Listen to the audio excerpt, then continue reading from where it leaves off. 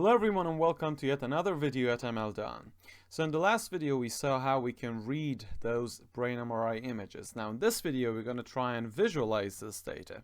Now before visualizing the data, there are a couple of things that I want to talk to you about. Number one, again as a reminder, you do remember that we imported the packages and we created 3 NumPy arrays for healthy, tumor, and all of the images together. Now, you also remember that we were easily able to look at the shape of these arrays, right? So this means that we have 91 images, each of which has 3 channels, and each of which has the height and width of 128 pixels, right? And I want you to know that when I say healthy.shape, whatever is returned, which is this is a tuple, right? And we can actually access the elements of this tuple, right? So we have 4 elements here. So if I want the first element of it, I can just simply address it like this, right? So this is how you access different elements of a tuple. So when I do that, I'm asking for the first element. So you expect this element, which is 91, to appear, and that indeed happens. Or the first one, right? I mean the second one, but which lives at index 1. I know it gets a little bit confusing. In NumPy, the indices tend to start from 0. So yeah, right? And the other thing is, the other tool I want to talk to you about is an ability of NumPy arrays in generating random numbers, right? So I just went to numpy.org website, which has all the documentation for the NumPy package, and this particular package is called numpy.random.choice, right? So under the NumPy package there's a package called random, and under that there's a package called choice. Now what this does, let me show you. So this particular line, let me just play with it a little bit, and this is relevant to what we're going to do, okay? I just want you to get comfortable with this. Now, when I say numpy.random.choice 5, that 5 means you can start from 0, okay, all the way to 5, but 5 is not included. So it randomly chooses integer values between 0 and 5, 5 not included. So the numbers that you can see, you might be able to see is either 0, 1, 2, 3, or 4. Okay? Now, this second parameter, 3, means that, okay, I want you to select 3 random numbers between the values 0, 1, 2, 3, 4, right? So that 5 is not included, okay? So if I run this, so it generated values 0, 3, and 4. If I run it again chooses different random numbers, chooses different random numbers, right? So this is something that we're going to use in our example. Now, one thing you need to know also is that, so if I increase the value of our range, so I want to generate, say, 5 numbers in the range 0 all the way to 10, but 10 not included, right? If I generated it, we see that we have this particular value, 0, has been repeated once here, right? So there are cases where you don't want to have any repetitions in your in the numbers that are generated. So that is where you say replace, which is a parameter, false. Then it makes sure that the numbers are not going to be repeated. So you can keep repeating it. It will never, I mean, you can keep running the cell, but it will never generate 2 identical random numbers for you, right? So these are the tools that I want you to be comfortable with, because today we're gonna do some visualization, right? So let me just put a title here, visualizing brain MRI images. Now this is exciting because all we've been working with so far has been just numbers and, you know, directories and nothing really tangible, right? So the NumPy array healthy has 91 images in it, right? So let me just focus on one of them. So healthy, maybe just the first element of it, right? So this is one image that is 128 by 128 and has 3 channels, right? And happens to be the first image in this array. Now, just to prove to you that, okay, this is one image, I can again call the shape functionality of it, right? I can again do that. So if I did that, if I run the cell, what do you expect to be the shape of this? Exactly, it's just one image, right? So it's going to be 128 by 3, right? Now, I want to visualize this. I want to take a look at what it looks like. So the function that we're going to use is called the plot function. That is a function of the matplotlib package. So remember that from matplotlib.pyplot we imported matplotlib.pyplot as PLT, and then we can use PLT to do all sorts of cool visualizations. So PLT dot, and the function that we're going to call is imshow, and we pass our image to it.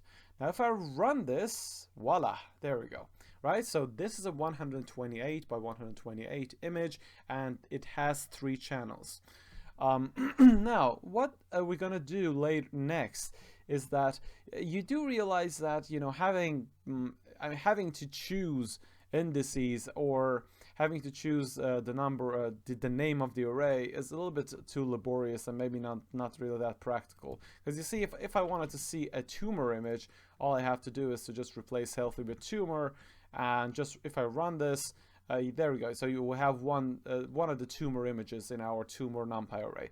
But this is not really as practical as you want it to be. What you want is to have a function that can generate random, visualize random healthy brain images and tumor brain images. And you need to be able to ask how many random images do you want it to generate, right? So if we create a function like that, then it's only a matter of calling the function and saying that, okay, this is the number of images I want you to produce or generate, right? So that would be much more handy, and that would be, that would look much better as well. So let me just create, I can just get rid of this, don't need it. So we're gonna create a function, def plot random, let's call it.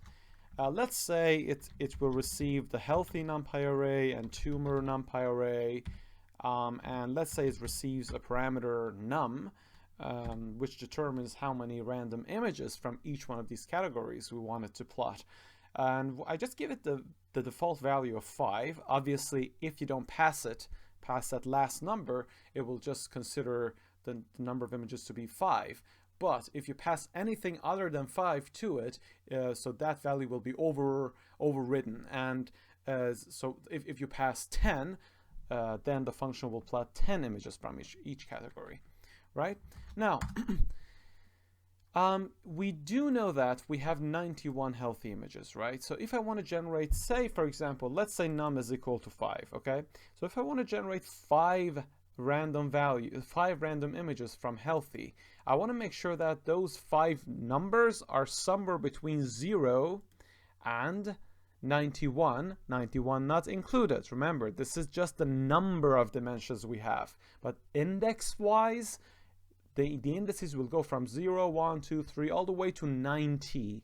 91 is not included, okay?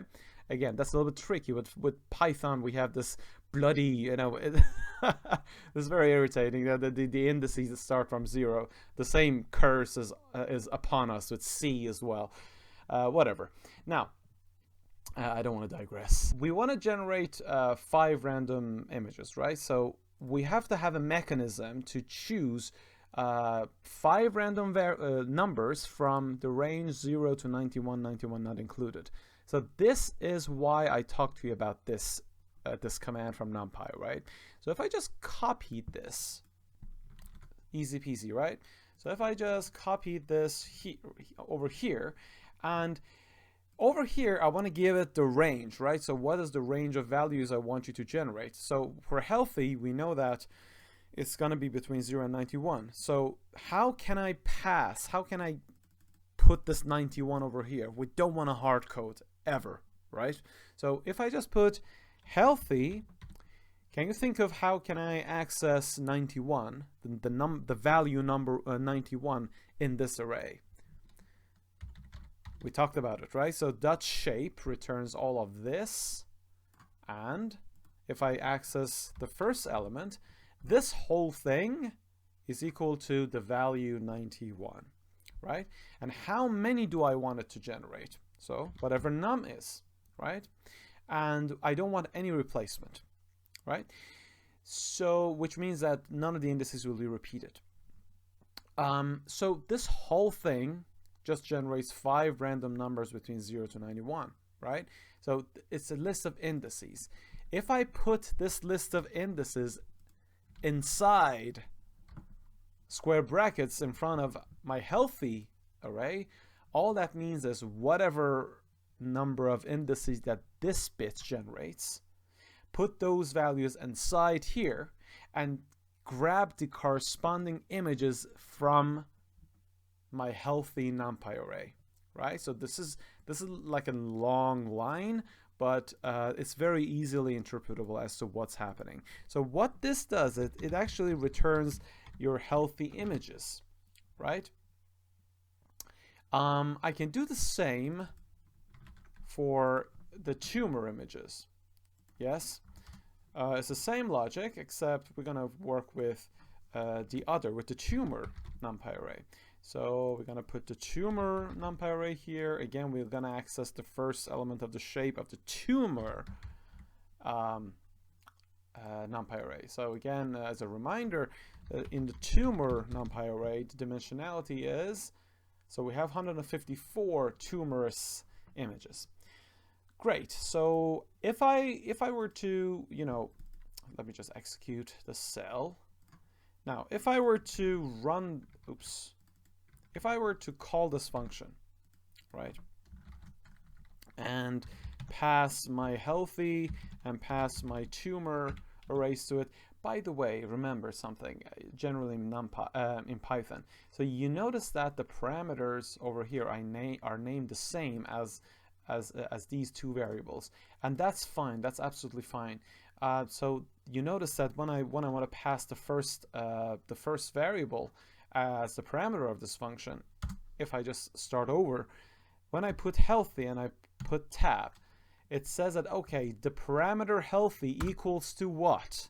Then I can pass the healthy that I've created here as a global variable. So obviously you can just do it without this assignment operation. So when I put healthy, it does look at the global variables and it finds the global variable healthy here. So obviously you can choose different values here, different names, and that's fine really. So you pass healthy and tumor, and let's call let's just stay with number 5, whatever it is, whatever. So let's just print 5 images here. I'm not going to pass anything. So we don't pass anything. What it does is it just assumes that you want 5 images, right? If I run this, obviously nothing happens, right? All it does is it just grabs 5 random images from each one of them, each one of the arrays. Now, what I want to do is I'm going to create a for loop. So I'm going to create a for loop range num. So whatever num is, I want to create that number of images. Before that, I think it's a good idea to create a figure. So plt figure, and I can also determine my figure size using fig size. I'm going to put it as 16 and 9. It's reasonably big. And so this is, so when the program runs, it generates this plot, right? This figure. And in that figure, I want to divide it into 5 cells. In particular, 1 by 5, right? So each cell is going to be called a subplot. And how are these cells indexed? So it's subplot 1, subplot 2, subplot 3, all the way to subplot 5. Note that in Matplotlib, the subplots are not indexed from 0. They're indexed from 1, right? So that is one difference between Matplotlib and the logic of Matplotlib and Python, right? So if I want to address the first subplot in a big plot, let's say we have 5 subplots, right? So it's going to be subplot 1, it's going to be the first one. Subplot 2 is going to be the second one, right?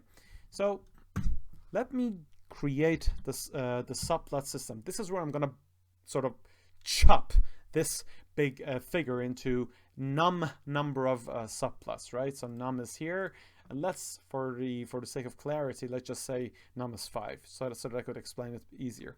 So plt.subplot, I want it to be 1, which means 1 row, and in that 1 row I want to have 5 columns, which is my num, and I'm in the first round of iteration of this for, what I want to do, I want to plot whatever I'm going to plot in the first subplot, right? And then the second round I want to plot whatever it is in the second subplot, right? So how can I say, okay, I want you to plot whatever I'm going to tell you to plot over here in the first subplot? You notice that I is in the first round is 0, right? Why? Because num is 5, and then when you put that in a for loop, I become 0, 1, 2, 3, all the way to 4, right? And I just told you that you cannot index subplots starting from 0, right? So because of that, you have to put I plus 1. So when I is 0, you're talking about this becomes 1. So you're talking about the first subplot. When I is 1, this becomes 2. So we're talking about the second subplot, all the way to when I becomes 4. So 4 plus 1 becomes 5. You're talking about the fifth subplot, right? Just a simple numeric transformation. So then you can call plot imshow, and you're gonna what? Yeah, you're gonna do healthy images. Healthy images. Which one? Whatever. So the first element in that array, right? So there you just put your I, right? And that's it. So you just plot them. And one more thing, you can actually put a title for each one of these subplots. Let's call that, in this case, because they're healthy images. So I'm just going to put a title for each one of those subplots as healthy. So let me run this. Oops, there's an error. For I in range. Yes. Okay, there we go. So we have 5 randomly generated healthy brain images, right? Now, if I run this again, we're going to see different images. Yeah? So we have different images because it's just a random process the way we're generating these numbers. Now, I can do the exact same thing for the tumor example. So the tumor images, right? So I'm going to have tumor images here. I'm going to put tumor here, and I'm generating a second plot, and I'm generating 5 subplots in there, right? So if I ran this, there we go. So we have 5 randomly generated healthy brain images and 5 randomly generated tumor brain images. Now, just to show you that num works, let me just pass num as 3. There we go.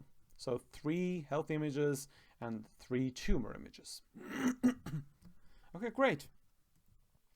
I hope that this was clear enough. But just so you know, this is not obviously the most efficient way of plotting this or writing the script. This is just for demonstration purposes, and the efficiency is not of much of an interest at this stage of this video. But obviously there are ways that you can plot this without having to have 2 for loops, okay? Yeah. Perfect. So that's about it. So we got a little bit more comfortable with our data set. We can now generate these brain MRI images from scratch using NumPy, Matplotlib, and Python. So perfect. If you have any questions, feel free to post them in the comment section down below. If you liked the video, please feel free to subscribe to the channel and also click on that bell-shaped button so that you'll be notified whenever I upload a new video. Also, make sure you'll visit the website of MLDone, mldone.com, and also follow us on Twitter, LinkedIn, and Facebook. Okay? Be safe.